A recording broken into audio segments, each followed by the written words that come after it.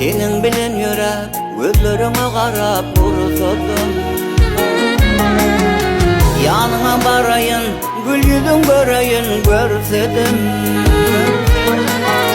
Yanağından barca otu alsadım.